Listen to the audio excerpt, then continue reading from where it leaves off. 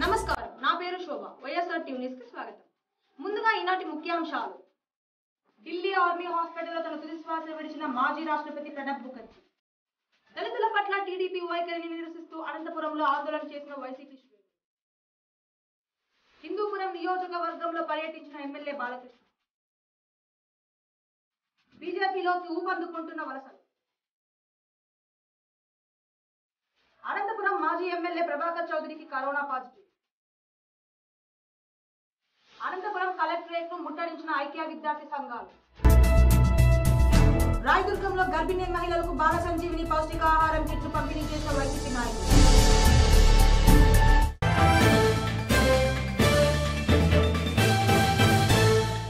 మాజీ రాష్ట్రపతి ప్రణబ్ ముఖర్జీ కన్ను మూశారు. గత కొంతకాలంగా అనారోగ్యంతో బాధపడుతున్న ముఖర్జీని చికిత్స నిమిత్తం ఢిల్లీ ఆర్మీ ఆసుపత్రిలో చేర్పించారు. అయితే ఆసుపత్రిలో చికిత్స పొందుతున్న ఆయన నేడు మృతి చెందారు. 1935 డిసెంబర్ 11న బెంగాల్లో జన్మించిన ప్రణబ్ 2012 నుండి 2017 వరకు భారతదేశం 13వ రాష్ట్రపతిగా సేవలందించాడు. అంతేకాకుండా కాంగ్రెస్ పార్టీలో కీలక పదవులను అధిరోహించారు. పార్టీలకు అతీతంగా తనకంటూ ప్రత్యేక స్థానాన్ని సంపాదించుకున్నారు. ప్రణబ్ మృతి పట్ల పలువురు ప్రముఖులు సంతాపం తెలియజేశారు. రాష్ట్ర అభివృద్ధికి టీడీపీ అధినేత చంద్రబాబు నాయుడు సైంధవుడిలా అడ్డుపడుతున్నాడని అనంతపురం ఎమ్మెల్యే అనంత వెంకట్రామరెడ్డి ఆగ్రహం వ్యక్తం చేశారు. సీఎంగా జగన్ ప్రమాణ స్వీకారం చేసినప్పటి నుంచే టీడీపీ కుట్ర రాజకీయాలకు తెరలేపిందని ఆయన విమర్శించారు. టీడీపీ వైఖరిని నిరసిస్తూ నగరంలోని అంబేద్కర్ విగ్రహం వద్ద వైసీపీ నాయకులు, కార్యకర్తలు ఆందోళన నిర్వహించారు.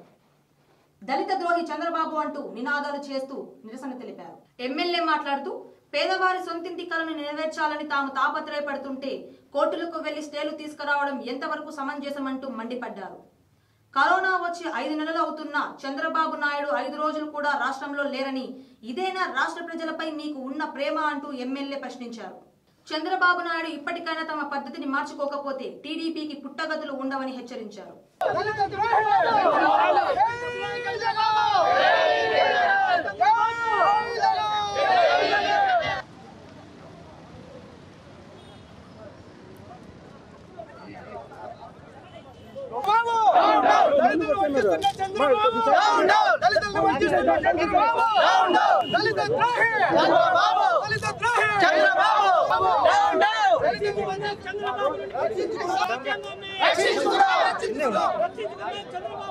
ఈ రాష్ట్ర అభివృద్ధి ఉద్దేశం కూడా నొక్కుంటే పోతూ ఉంటే భవిష్యత్తులో కూడా ఈ తెలుగుదేశం పార్టీకి నూకలు అనేది కూడా ఉండవు, పూర్తిగా కూడా తుచ్చుకుపట్టిపోతుందని చెప్పేసి ఒక కుట్ర రాజకీయాలకు చంద్రబాబు నాయుడు గారు కానీ తెలుగుదేశం పార్టీ ఇవన్నీ కూడా తెరలేపినాయి. ఈరోజు 15 నెలల కిందట ఏర్పడిన క్షణం నుంచి కూడా అనేకమైన కుట్రలు కుతంత్రాలు కూడా ఈ రాష్ట్ర ప్రభుత్వాన్ని ఏదో రకంగా అప్రతిష్ట పాలు చేయాలని చెప్పేసి కుట్ర రాజకీయాలు కూడా జరుగుతుంది.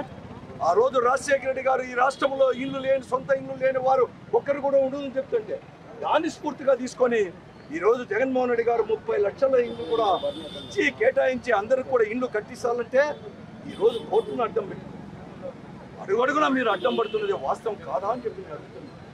దానికి ఆన్సర్ చెప్పాల్సిన అవసరం కూడా ఈరోజు కూడా ఉంది. ఒక సైంధవుల్లా కూడా ఈరోజు కూడా అడ్డుపడుతున్నారు. ఈరోజు కరోనా అనే విపత్కర పరిస్థితుల్లో లాక్డౌన్ ప్రకటించి 5 నెలలు అయింది.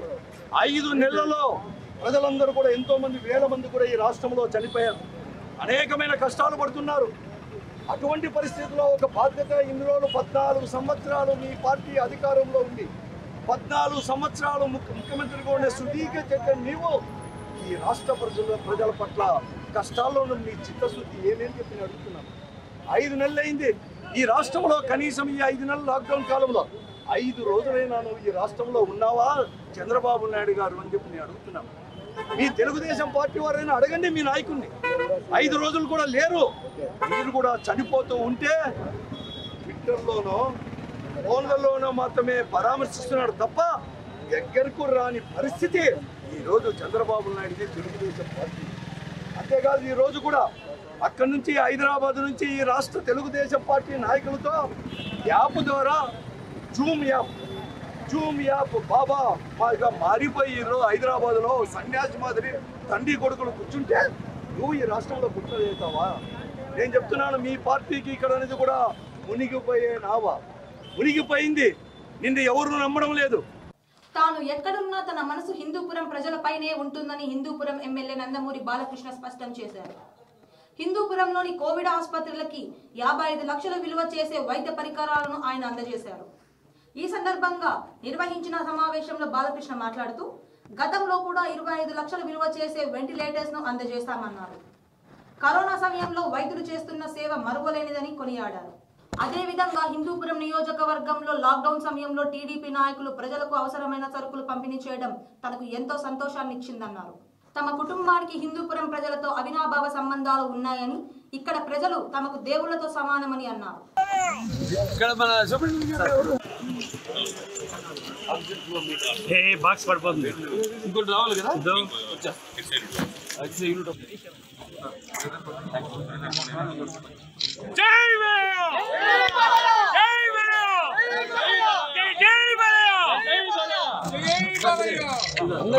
మన వాళ్ళంతా కూడా ఎంతో వాళ్ళ సొంత డబ్బులు కూడా పెట్టుకుని 1,50,00,000 వరకు ఆ పైన మన వాళ్ళందరూ కూడా అందరికీ విలువైన వస్తువులు, నిత్యావసర వస్తువులు అన్నీ కూడా సమకూర్చడం జరిగింది. నేను మొన్న 25 లక్షలు పెట్టి ఆసుపత్రికి 2 వెంటిలేటర్లు, అలాగే 1000 PPE యూనిట్లు, ప్రైవేట్ ప్రొటెక్షన్ ఎక్విప్మెంట్ అందరికీ నేను ఇవ్వడం జరిగింది. అలాగే ఇప్పుడు ఇంకా ఒక 55 లక్షలు పెట్టి ఇప్పుడు మనం ఒక ఆక్సిజన్ ఫ్లో మీటర్స్ అయితేనేమి, దాని తర్వాత ఒక ఎక్స్రే యూనిట్, దాని తర్వాత స్ట్రెచర్స్ అవి కూడా ఇప్పుడు అందజేయడం జరుగుతుంది. ప్రాణాలకు సైతం లెక్క చేయకుండా ఎన్నో ధైర్య సాహసాలు కనబరిచి ఎలాగైతే జనంలోకి వెళ్ళి కానీ చేసేవాడి అంటే సొంత లాభం కొంత మానుకుని వేరే వాళ్ళకి ఉపయోగపడినప్పుడే ఈ జీవితానికి ఒక అర్థం పరమార్థం. అధికారంలో ఉన్నా లేకపోయినా మానవ సేవే మాధవ సేవ. ఇక్కడ డాక్టర్లు ఉన్నారు, దేవుళ్ళు ఎక్కడ కనపట్లేదంటే ఎక్కడంటే ఈ డాక్టర్ల రూపాయలు ఉన్నారు, తల్లకోట్లు తీసుకుంటారు డాక్టర్లు. అలాగే నర్సింగ్ స్టాఫ్, నాకు తెలుసు, నేను ఒక క్యాన్సర్ హాస్పిటల్ చైర్మన్. ఆసుపత్రులు వాళ్ళు చేస్తున్న సేవలు అయితేనేమి, ఎలాగైతే వాళ్ళ సమాజం దేవాలయం, ప్రజల దేవుళ్ళు, అందులో నేను ఒక అర్చకుడిని అని నాన్నగారు ఆనాడు నినాదంతో తెలుగుదేశం పార్టీని ప్రారంభించారు. మనం ఆ కరోనా బారిన పడతామా అన్న భయం లేకుండా చేసిన సేవలకి ప్రతి ఒక్క కార్యకర్తకి, పార్టీ నాయకులకి, ప్రతి ఒక్కరికి నా హృదయపూర్వక 18 డయాలసిస్ యూనిట్స్ ఎక్కడ లేని విధంగా ఏర్పాటు చేయడం జరిగింది. 2024 ఎన్నికల్లో రాష్ట్రంలో బీజేపీని అధికారంలోకి తీసుకురావడానికి ప్రతి ఒక్కరూ కృషి చేయాలని బీజేపీ రాష్ట్ర నాయకులు వరదాపురం సూరి పిలుపునిచ్చారు. అనంతపురం నగరంలోని బీజేపీ కార్యాలయంలో కార్యకర్తలు సమావేశం నిర్వహించారు. ఈ సందర్భంగా పలు పార్టీలకు చెందిన నాయకులు, కార్యకర్తలు బీజేపీలో చేరారు. బీజేపీ నాయకులు వరదాపురం సూరి, జిల్లా అధ్యక్షులు సందిరెడ్డి శ్రీనివాసులు వారికి కండువా వేసి పార్టీలోకి ఆహ్వానించారు. ఈ సమావేశంలో వారు మాట్లాడుతూ మోదీ చేస్తున్న అభివృద్ధి, పార్టీ సిద్ధాంతాలకు ఆకర్షితులై పార్టీలో చేరడానికి చాలా మంది ఆసక్తి చూపుతున్నారని అన్నారు. కాంగ్రెస్ పార్టీని ప్రజలు మర్చిపోయారని, ఎన్నో సంవత్సరాల చరిత్ర ఉన్న కాంగ్రెస్ పార్టీకి నాయకుడు లేరని ఎద్దేవా చేశారు. భారతీయ జనతా పార్టీ అధికారంలోకి రావడం ఆవశ్యకత ఎంతైనా ఉంది.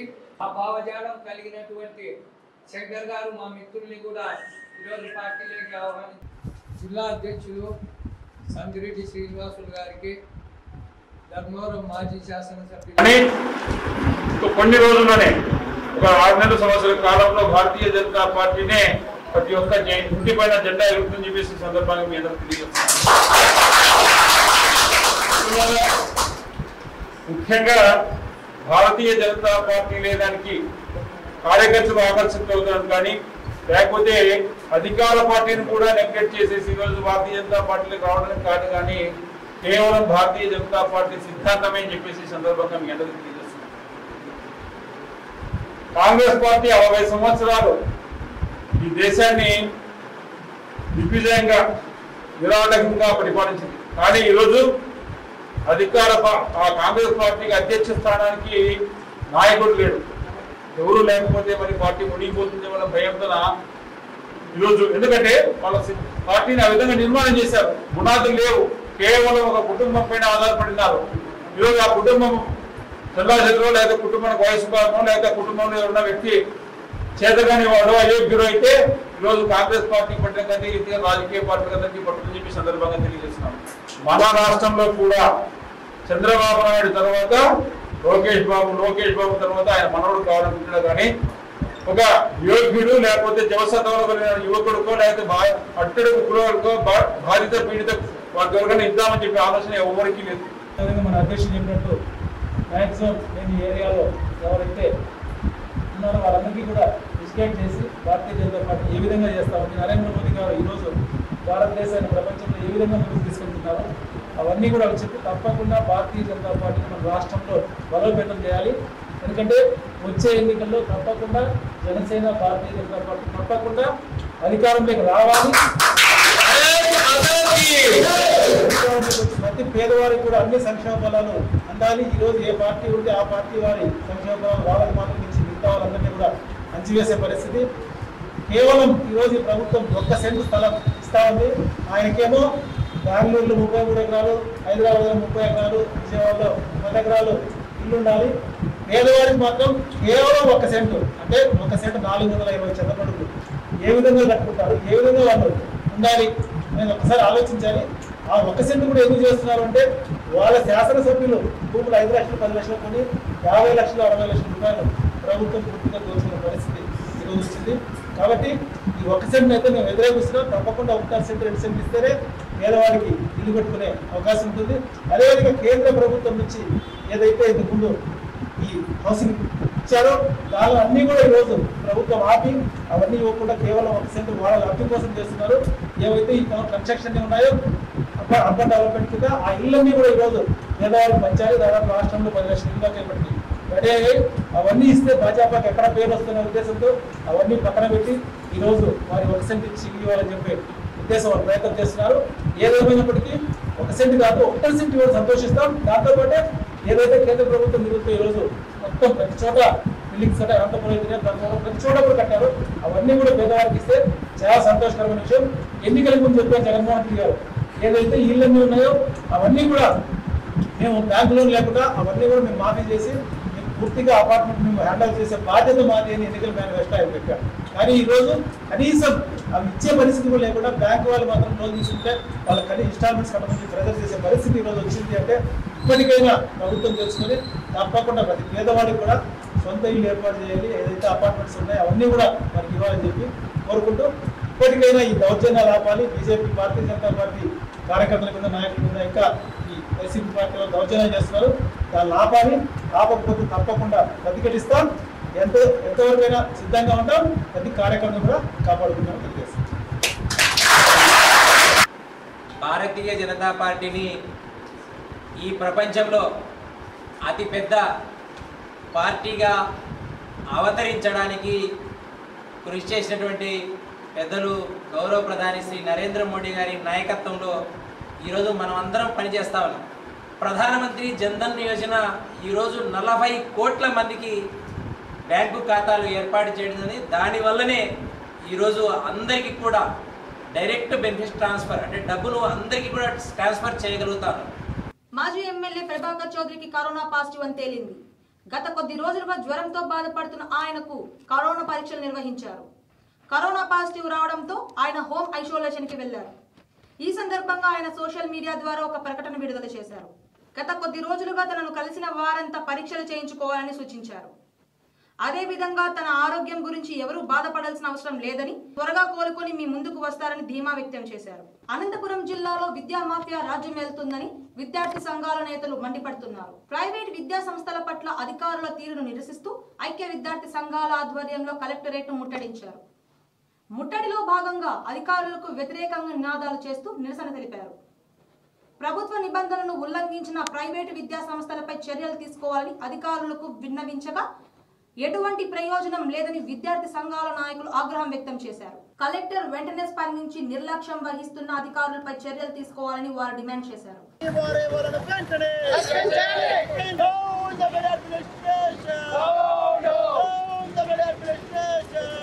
జిల్లాలో విద్యా మాఫియా దోపిడీని అరికట్టాలనేసి ఐక్య విద్యార్థి సంఘాలుగా దాదాపు 4 రోజుల నుంచి ఐక్య కార్యాచరణ భాగంగా ఉద్యమం చేస్తూ ఉంటే ఈ జిల్లాలో డిఈఓ కానీ ఆర్ఏఓ కానీ చర్యలు తీసుకోకుండా ఏ విద్యా సంస్థలు అయితే మాఫియా కొనసాగిస్తున్నాయో ఆ విద్యా సంస్థలకు కొమ్ము కాచ్చు పూర్తిగా అవినీతి అక్రమాలకు తేలి మునుగుతున్నట్లుగా ఈరోజు జిల్లా విద్యాశాఖ అధికారులు కనబడుతూ ఉంది. అందుకని వారిపైన చర్యలు తీసుకోవాలనేసి ఎవరైతే ఆ విద్యా సంస్థలకు సహకరిస్తున్నారో డిఈఓ తక్షణం సస్పెండ్ చేయాలా.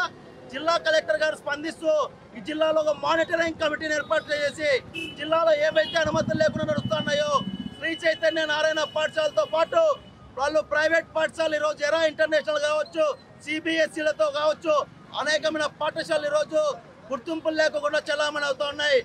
ఐక్య విద్యార్థుల ఆధ్వర్యంలో ఏఎస్ఎఫ్, టిఎన్ఎస్ఎఫ్, టిఎస్ఎఫ్ మరి ఐక్య విద్యార్థి సంఘాల ఆధ్వర్యంలో విద్యా సంస్థలపై జరుగుతున్న దోపిడీల పట్ల ఈరోజు కలెక్టరేట్ ముట్టడి చేయడం జరిగింది. అసలే ప్రపంచం అంతా కరోనాతో అట్టడుగుతుంటే మరి ఈరోజు ఫీజుల పేరుతో ఆన్లైన్లో క్లాసులు నడిపిస్తామని చెప్పేసి వాళ్ళు కార్పొరేట్ ప్రైవేట్ పాఠశాలలో మరి ప్రభుత్వ పాఠశాలలో మరి ప్రైవేట్ పాఠశాలలో వేలకు వేల ఫీజులు గుంజుతున్నారు. అసలే జీవనమనుగడే ఇబ్బందిగా ఉన్నటువంటి తరుణంలో మరి ప్రభుత్వాలు ఆదుకోకపోవడం, మరి విద్యార్థులతో మళ్ళీ వేలకు వేల ఫీజులు వసూలు చేయడం, మరి ఈరోజు ప్రభుత్వ అధికారులు ఏమైనా ప్రభుత్వం కార్పొరేట్ కళాశాలలు కొమ్ము కాస్తున్నారని చెప్పేసి మాకు అనుమానం రాక తప్పదు. మరి కలెక్టర్ గారు కానీ వెంటనే దీనిపైన స్పందించి దీనికి పాల్పడుతున్నటువంటి అధికారులను వెంటనే సస్పెండ్ చేయాలని చెప్పేసి డిమాండ్ చేస్తున్నాం. దశల వారీగా అసెంబ్లీ ముట్టడిగా హెచ్చరిస్తామని తెలియజేస్తున్నాను. ముఖ్యంగా ఈ జిల్లాలో ఉన్నటువంటి కలెక్టర్ గారు ఈ విద్యార్థుల పైన కొంచెం కానీ స్పందించకపోవడం చాలా బాధాకరం. ఈరోజు కలెక్టరేట్ దగ్గర ధర్నా చేస్తున్నాం. వెంటనే కలెక్టర్ గారు బయటకు వచ్చి దీనిపైన స్పందించాలని ఐక్య విద్యార్థి తరఫున డిమాండ్ చేస్తున్నాం. రాయదుర్గం పట్టణం రుద్రమదేవి బస్తీలో అంగన్వాడీ కేంద్రంలో గర్భిణీ మహిళలకు బాలింతలకు పౌష్టికాహార కిట్ను అందజేశారు. స్థానిక వైసీపీ నేతల ఆధ్వర్యంలో అంగన్వాడీ సూపర్వైజర్ ఈ కిట్లను పంపిణీ చేశారు. తమ ఆరోగ్యం పట్ల చొరవ తీసుకొని కిట్లను పంపిణీ చేసిన రాష్ట్ర ప్రభుత్వానికి గర్భిణీ మహిళలు బాలింతలు ధన్యవాదాలు తెలియజేశారు. అందరికీ నమస్కారం అండి. నా పేరు ఎస్ కృష్ణవేణి. నేను అంగన్వాడీ వర్కర్ని. మా మేడం గారి పేరు ప్రభావతి మేడం గారు, సిడిపో మేడం గారి పేరు ప్రభావతి మేడం గారు. మా సూపర్వైజర్ మేడం గారి పేరు ఈశ్వరి మేడము. వాళ్ళ ఆధ్వర్యంలో నేను ఈరోజు బాల సంజీవిని కిట్ని పంపిణీ చేస్తున్నాను. ఈ కిట్ నందు 1 కేజీ చెక్కి ఉంటుంది, 1 కేజీ గోధుమ పిండి, 1 కేజీ రాగి పిండి మరియు 1/2 కేజీ అలసందులు మరియు 1/2 కేజీ సోయాబీన్స్ ఉంటుంది. వాటితో పాటు 25 గుడ్లు, 1 5 లీటర్ల పాలు కూడా పంపిణీ చేస్తున్నాం. ఇంతటితో వైఎస్ఆర్ టీవీ వార్తలు సమాప్తం.